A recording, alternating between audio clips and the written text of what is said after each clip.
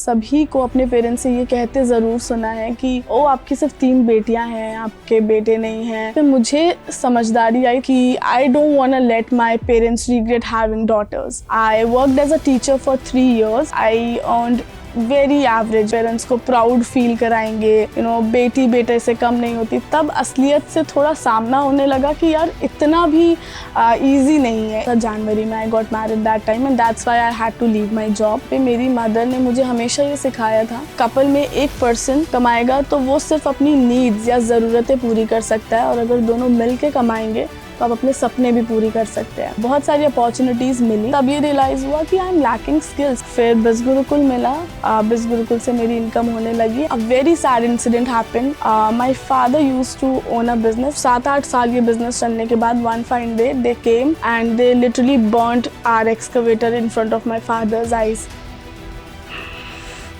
पूरी responsibility family की मेरे ऊपर आ गई and thanks to God that biz Gurukul was in my life, वरना शायद हम बहुत बड़ी प्रॉब्लम में आ जाते। इन सब में बहुत बड़ा सपोर्ट मेरे हस्बैंड का रहा है। He had believe in me कि मैं कर सकती हूँ। आइडियल सिचुएशन ये होती है एक लड़की की, पहले आप करियर बिल्ड कर लो, उसके बाद आप शादी करो। मेरे सिचुएशन में ऐसा हुआ कि मेरी शादी के बाद ही मेरा करियर बूस्ट हुआ। कभी भी पॉइंट ऑफ लाइफ में, किसी भी पॉइंट ऑफ टाइम में आप ग्रो कर सकते हो। इवन सपोर्ट नहीं भी हो, if you have support you are blessed, and if you don't have support you can do it all by yourself. You have to take action and आपको मेहनत करनी है उस चीज़ के लिए, कभी हार नहीं मानना है। Hi, I am Sana Siddiqui and I am associated with Biz Gurukul since last 3 years. Today it's 18th of April 2024 and exactly 3 years back on 18th of April 2021 I started my journey with Biz Gurukul. जब से मैंने होश संभाला है, मैंने चाहे neighbours हो, चाहे रिलेटिव्स हो, चाहे कोई भी जानने वाला हो, सभी को अपने पेरेंट्स से ये कहते ज़रूर सुना है कि ओ आपकी सिर्फ 3 बेटियां हैं, आपके बेटे नहीं हैं, बुढ़ापे में आपका क्या होगा, कौन ध्यान रखेगा। And they actually said it in a way कि ये बहुत सैड चीज़ है। तो जब से मुझे समझदारी आई तब से एक चीज़ तो बहुत ही श्योर थी मेरे दिमाग में कि I don't want to let my parents regret having daughters. तो तब से उनको प्राउड ज़रूर फील कराना था। And I belong from a middle class family. My father first worked in a Gulf country and we were quite well settled. We had a decent house, a car, but मेरे parents ने हमेशा skills पे priority दी।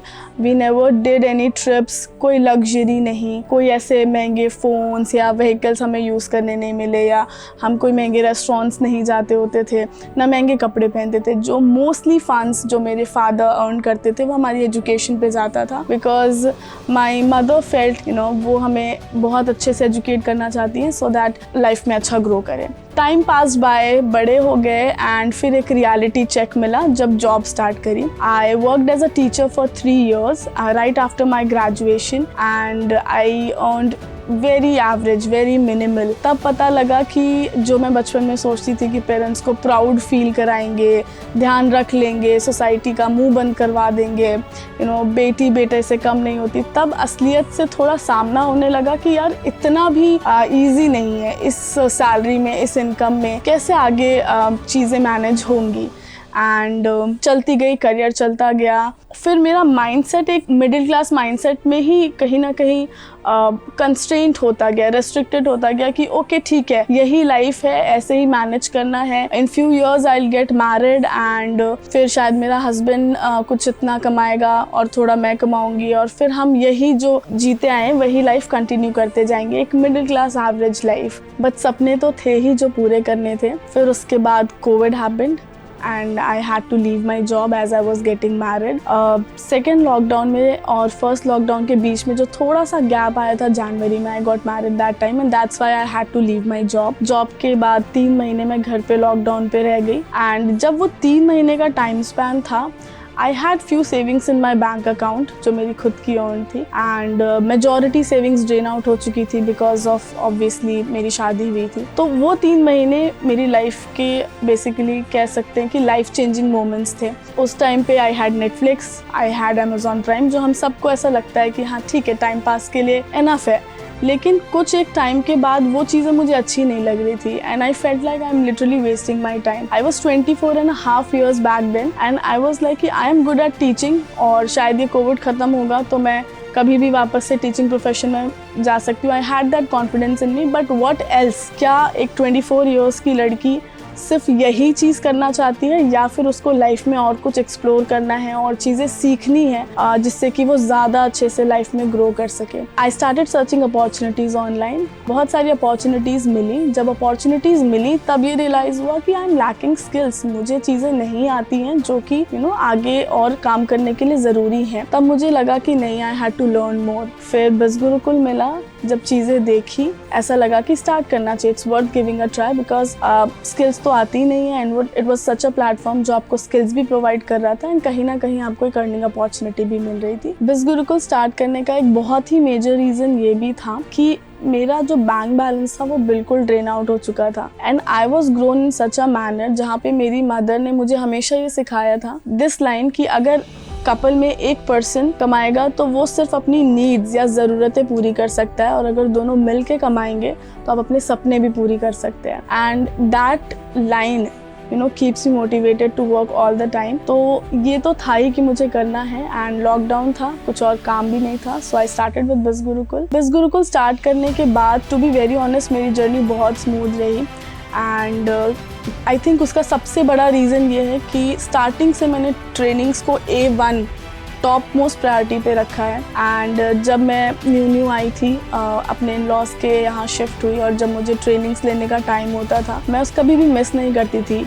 बहुत funny incidents हैं कि अगर मैं बर्तन भी धुल रही हूँ तो मैं साइड में अपना फ़ोन सेट कर देती थी, वॉश करती थी और मैं ट्रेनिंग देखते जाती थी सो दैट मुझसे मिस ना हो, लाइव सेशंस मिस ना हो. And this is how I started in biz Gurukul and exactly I think with in 20-25 days बिज़ गुरुकुल से मेरी इनकम होने लगी एंड वो मेरे लिए बहुत शॉकिंग पॉइंट था because I use to give 10 hours in my job एंड बहुत ही मिनिमल इनकम आती थी मुझे मेरी प्रोफेशन में. तब मुझे लगा कि ऐसा भी होता है कि आप ऐसे भी अर्न कर सकते हो या कहीं ना कहीं जो मैं मिडिल क्लास माइंडसेट में रेस्ट्रिक्ट हो रही थी अपनी जॉब में वो चीज़ ओपन अप हुई, वो चीज़ बर्स्ट हुआ, वो मिथ बर्स्ट हुआ कि नहीं, आप अभी भी मेरे पास टाइम है. जो छोटी सना बचपन की सना सोचती थी अपने पेरेंट्स को प्राउड फील कराएगी, उनके सपने पूरे कराएगी, वो चीज़ करना शायद इम्पॉसिबल नहीं है और वो होप मुझे बिज़ गुरुकुल से वापस से मिला. नाउ अब मुझे 3 साल हो गए हैं बिज़ गुरुकुल में काम करते करते एंड मैंने बहुत कुछ अचीव किया है. मैंने अपने नाम से I have registered a plot.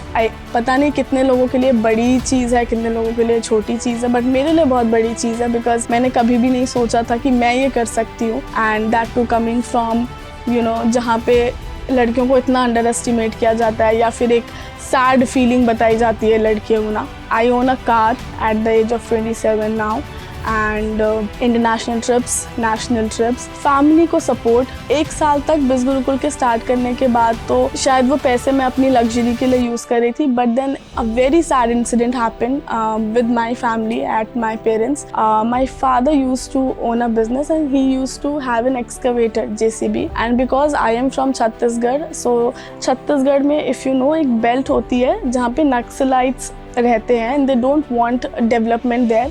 तो जो हमारी एक्सकवेटर थी वो वहाँ पे चलती होती थी एंड वन फाइन डे 7-8 साल ये बिजनेस चलने के बाद one fine day they came and they literally burned our excavator in front of my father's eyes and